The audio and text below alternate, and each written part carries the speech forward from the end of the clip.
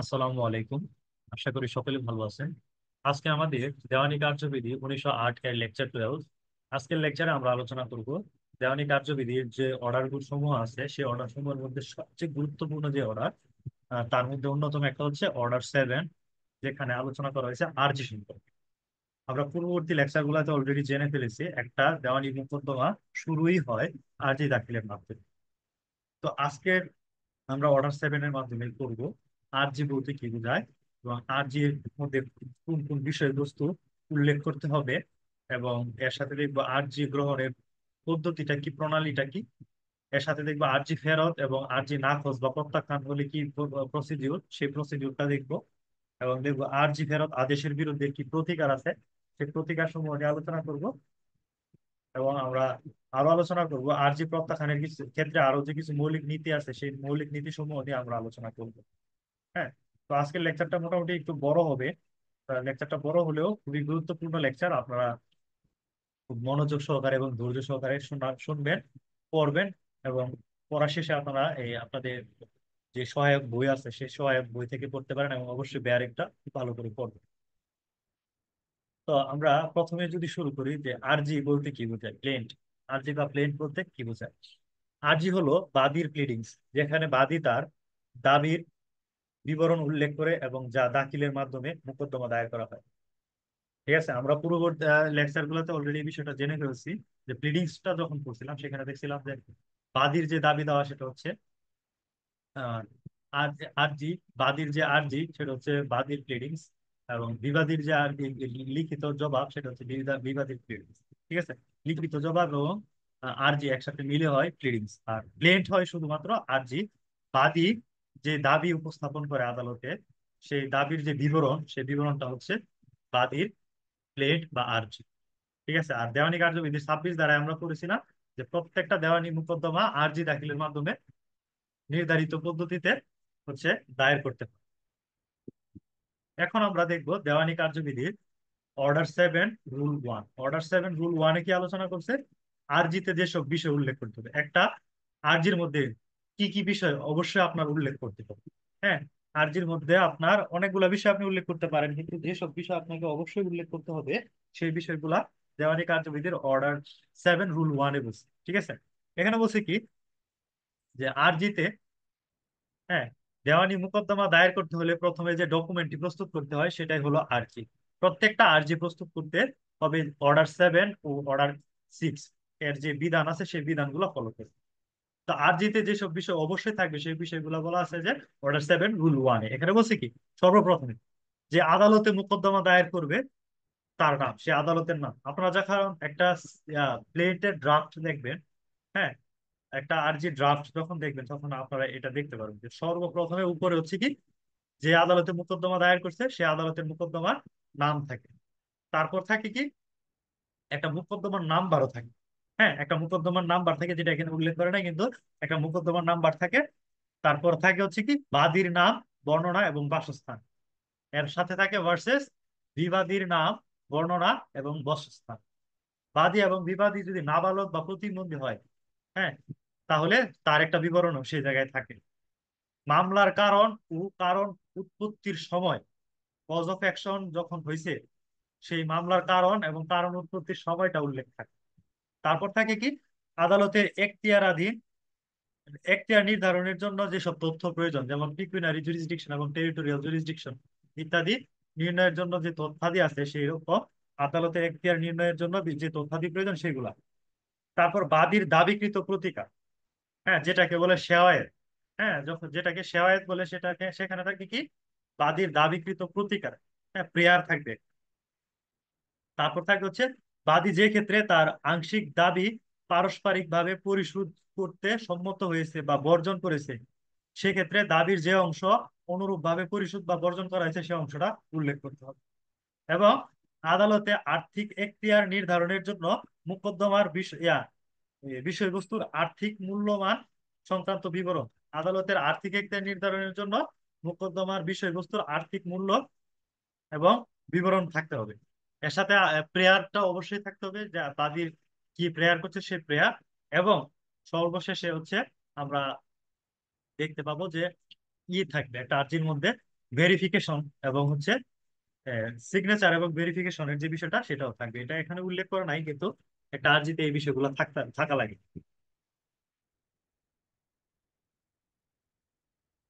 এখন দেখবো আহ রুল 9-এ কি বলছে আরজি গ্রহণের প্রণালী। হ্যাঁ, রুল 9 অনুযায়ী আরজি গ্রহণের প্রণালী হচ্ছে যে সকল দলিল বাদী আরজির সাথে পেশ করে যদি থাকে, আরজির উপর সেইগুলোর একটি তালিকা বা আরজির সাথে সংযুক্ত করে দিতে। আরজি গৃহীত হলে যতজন বিবাদী রয়েছে সাদা কাগজে আরজির তত সংখ্যক নকল পেশ করতে হবে। এটা হচ্ছে আহ অর্ডার 7 রুল 9-এর সাব রুল 1-এ বলছে। তারপর বলছে কি, যে বাদী আরজির সাথে যে তালিকা সংক্ষিপ্ত বিবৃতি নকল দাখিল করলো বা করে, তা আদালতের প্রধান কেরানি কর্তৃপক্ষ কর্তৃক সেগুলো সঠিক থাকলে সেগুলোতে স্বাক্ষর করবে। আদালতের যে কেরানি আছে, chief ministerial officer of the court, সে এগুলাতে হচ্ছে স্বাক্ষর করবে যদি সবগুলা ঠিক থাকে।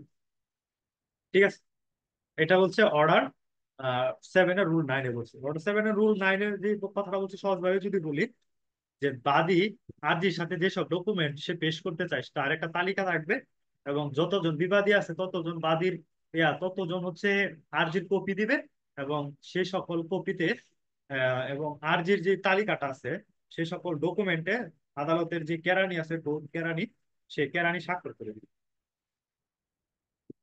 তারপর আরজি ফেরত এবং আরজি নাকচ বা প্রত্যাখ্যান এই বিষয়টা যদি দেখি, রিটার্ন অফ ক্লেম কোন সময় হয়, আর হচ্ছে একটা আরজি কখন রিজেক্ট করে দেয় সে বিষয়টা আমরা দেখি।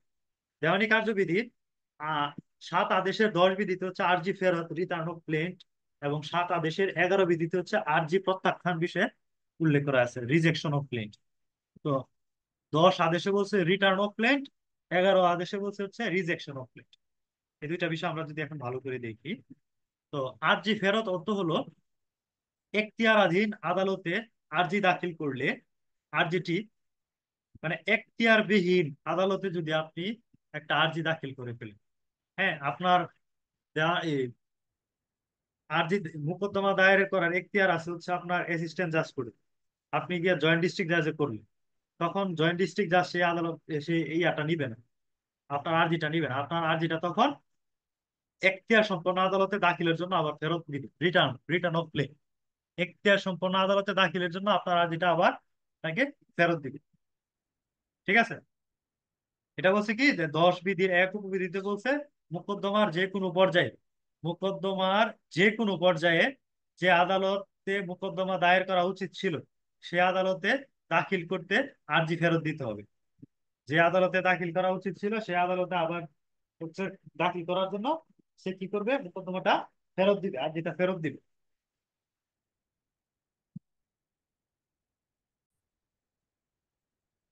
এখন আমরা দেখবো আরজি ফেরতের পদ্ধতি সমূহ।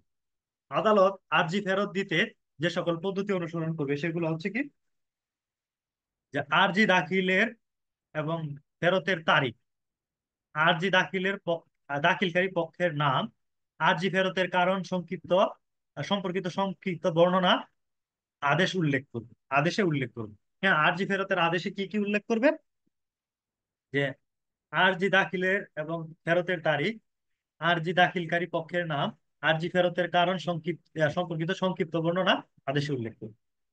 যে ক্ষেত্রে আদালত দেখে যে মোকদ্দমাটা বিচার করার কোনো আর্থিক এখতিয়ার আদালতের নেই, সেই ক্ষেত্রে আরজিটি এখতিয়ারভুক্ত আদালতে দাখিলের জন্য আরজি দাখিলকারী আইনজীবীর নিকট ফেরত দেওয়া সঠিক পদক্ষেপ মর্মে গণ্য হবে।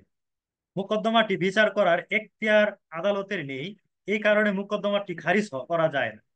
ঠিক আছে, এখতিয়ার আদালতের নেই এই কারণে যে মোকদ্দমাটা খারিজ করে দিবে এরকম না।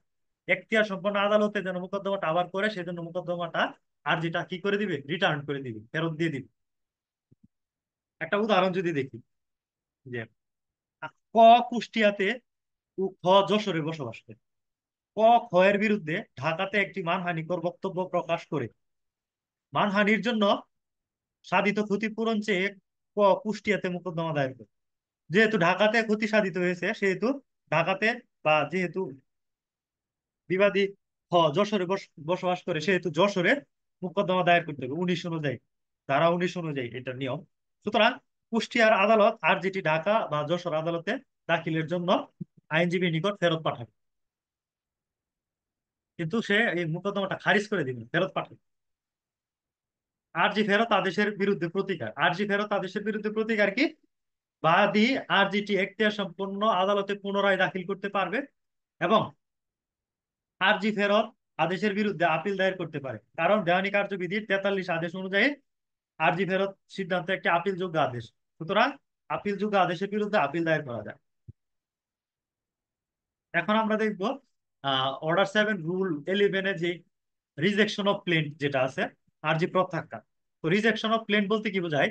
প্রকৃত অর্থে আরজি প্রত্যাখ্যান অর্থ হলো আরজি গ্রহণ না করে বা আরজি নাকচ করা। আরজি গ্রহণ না করা বা আরজি নাকচ করা। দেওয়ানি কার্যবিধি 7 আদেশের 11 বিধি অনুযায়ী আদালত আরজি নাকচ বা প্রত্যাখ্যানের আদেশ দিতে পারে। কোন কারণে আরজি নাকচ বা প্রত্যাখ্যানের আদেশ দিবে? দেওয়ানি কার্যবিধির 7 আদেশের 11 বিধির অধীন 4টি কারণে আদালত আরজি নাকচ বা প্রত্যাখ্যান করতে পারে। কারণগুলা কি? প্রথমে হচ্ছে কি, আরজিতে মোকদ্দমার কারণ কজ অফ অ্যাকশন উল্লেখ না থাকে। একটা আরজি দাখিল করা হয়েছে বাদী পক্ষ কর্তৃক, সে আরজিতে যদি কজ অফ অ্যাকশন মোকদ্দমার কারণ উল্লেখ করা না থাকে, তবে সেই ক্ষেত্রে আদালত আরজি নাকচ বা প্রত্যাখ্যান করে দিতে পারে, রিজেকশন অফ ক্লেম করে দিতে পারে। ঠিক আছে। তারপর 2 নম্বর হচ্ছে কি, আরজিতে দাবিকৃত প্রতিকারের মূল্য কম উল্লেখ করা হলে এবং আদালতের নির্দেশ অনুযায়ী বাদী নির্দিষ্ট সময়ের মধ্যে ইহা সংশোধন করতে ব্যর্থ হলে।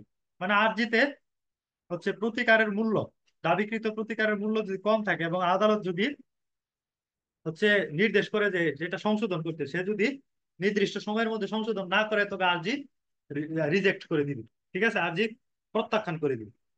তারপর হচ্ছে অপর্যাপ্ত স্ট্যাম্প পেপারে লিখলে এবং আদালত কর্তৃক নির্ধারিত সময়ের মধ্যে বাদী প্রয়োজনীয় স্ট্যাম্প পেপার সরবরাহ করতে ব্যর্থ হলে, সেই ক্ষেত্রে আদালত কি করবে? মোকদ্দমাটা রিজেক্ট করে দিবে। এবং মোকদ্দমাটি আইন দ্বারা বারিত হলে, কোনো আইন দ্বারা যদি বারিত হয়, আইন দ্বারা বারিত মোকদ্দমা, সেটা হোক তামাদি দ্বারা বা অন্য কোনো আইন দ্বারা যদি বারিত হয়, তবে সেই ক্ষেত্রে আদালত কি করবে? সে আইন দ্বারা বারিত হলে মোকদ্দমাটি কি করে দিবে? মানে মোকদ্দমার যে আর্জি সেটা রিজেক্ট করে দিবে।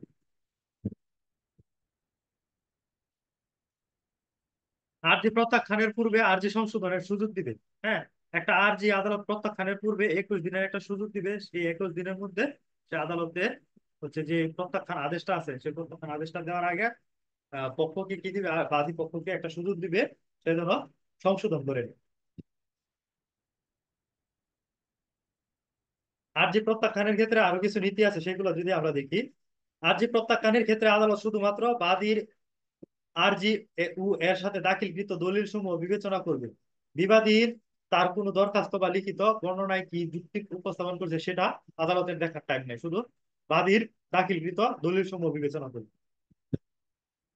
আইন এবং ঘটনার মিশ্রিত প্রশ্নের ভিত্তিতে আরজি প্রত্যাখ্যান করা যায় না। আইন এবং ঘটনার মিশ্রিত প্রশ্নের ভিত্তিতে আরজি প্রত্যাখ্যান করা যায় না, এটা একটা প্রিন্সিপাল। আরজি প্রত্যাখ্যানের একটা প্রিন্সিপাল হচ্ছে কি, আইন বা ঘটনার মিশ্রিত প্রশ্নের ভিত্তিতে আরজি প্রত্যাখ্যান করা যায় না। আর একটা নীতি হচ্ছে কি, রেস জুডিকেটার নীতি। ঘটনা এবং আইনে মিশ্রিত প্রশ্ন এবং এই কারণে 7 আদেশের 11 বিধির অধীন রেস জুডিকেটা আরজি প্রত্যাখ্যানের কারণ হতে পারে না। রেস জুডিকেটার নীতিটি ঘটনা এবং আইনের মিশ্রিত প্রশ্ন। রেস জুডিকেটা কি? ঘটনা এবং আইনের মিশ্রিত প্রশ্ন। এই কারণে হ্যাঁ, অর্ডার 7 রুল 11 অনুযায়ী রেস জুডিকেটার কারণে আরজি প্রত্যাখ্যান করা যাবে না, যেহেতু রেস জুডিকেটা হচ্ছে কি, ঘটনা এবং আইনের মিশ্রিত প্রশ্ন। আদালত কোনো মোকদ্দমার যে কোনো পর্যায়ে আরজি প্রত্যাখ্যান করতে পারে যদি 7 আদেশের 11 বিধির অধীন কোনো শর্ত এখানে থাকে। 7 আদেশের 11 বিধির অধীন কোনো শর্ত থাকলে আদালত যে কোনো সময় আরজি প্রত্যাখ্যান করতে পারে। আরজি নাকচ বা প্রত্যাখ্যান বিরুদ্ধে আদেশের বিরুদ্ধে প্রতিকার। আরজি নাকচ বা প্রত্যাখ্যান আদেশের বিরুদ্ধে প্রতিকার হচ্ছে যে আদালত আরজি প্রত্যাখ্যান বা নাকচ করলে বিবাদী 7 আদেশের 13 বিধির অধীন পুনরায় একই কারণে নতুন আরজি দাখিল করতে পারে। আরজি যদি 11 বিধির অধীন কোনো কারণে প্রত্যাখ্যান করে, তবে 13 বিধির অধীন আবার পুনরায় সে আরজি দাখিল করতে পারে। কারণ 7 আদেশের 13 বিধিতে বলা হয়েছে, উল্লেখিত কোনো কারণে আরজি প্রত্যাখ্যান উক্ত একই কারণে নতুন আরজি দাখিল করতে বাদীকে বারিত করবেন। এবং যেহেতু দেওয়ানি কার্যবিধি দুই আদেশের দুই বিধি, আহ দেওয়ানি কার্যবিধির দুইয়ের দুই ধারা অনুযায়ী আরজি প্রত্যাখ্যান বা নাকচ আদেশ একটি ডিক্রি, তাই ডিক্রির বিরুদ্ধে আপিল করা যায়। সুতরাং আরজি প্রত্যাখ্যান করলে, এটা যেহেতু একটা ডিক্রি, এর বিরুদ্ধে আপিলও করা যাবে এবং নতুন করে আবার আরজি দাখিলও করা যাবে।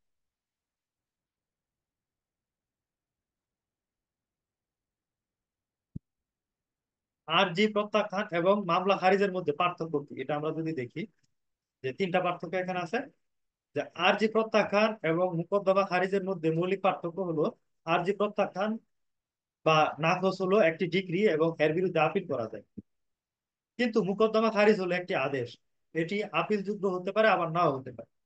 ঠিক আছে, আপিল যোগ্য হইলে হচ্ছে কি আপিল করা যাবে, আপিল অযোগ্য হইলে আপিল করা যাবে না। এটা হচ্ছে আরজি প্রত্যাখ্যানের ক্ষেত্রে বাদী একই বিষয়ে নতুন করে মোকদ্দমা দায়ের করতে পারে, কিন্তু মোকদ্দমা খারিজ হলে সে বিষয়ে আবার নতুন করে মোকদ্দমা দায়ের করা যাবে না। যদি খারিজ করে দেয় সে বিষয়ে আর নতুন করে মোকদ্দমা দায়ের করা যাবে না। এখন আমরা দেখবো বাদী কর্তৃক আরজির সাথে নথিপত্র উপস্থাপন। বাদী আরজির সাথে কি কি কাগজপত্র বা দলিল দাখিল করবে তা 14 থেকে 17 বিধিতে আলোচনা করা হয়েছে। 14 থেকে 17 বিধিতে আলোচনা করা হয়েছে। 14 বিধিতে কি বলছে, বাদী যেসব দলিলের উপর ভিত্তি করে মোকদ্দমা দায়ের করে তা দাখিল করবে। যে সকল দলিলের উপর ভিত্তি করে বাদী মোকদ্দমা দায়ের করছে সে সকল দলিল আদালতে উপস্থাপন করতে হবে, দায়ের করতে হবে, দাখিল করতে হবে, আরজির সাথে দাখিল করতে হবে। তারপর 18 বিধি, 18 বিধিতে হচ্ছে কি আরজি দাখিলের সময় যে সকল দলিল দাখিল করা হয়নি তার অগ্রহণযোগ্যতা। সাধারণ নিয়ম হলো, আরজির সাথে বাদী যে সকল দলিল দাখিল করেনি আদালত সেই সকল দলিল পরবর্তীতে দাখিলের অনুমতি দিবেন।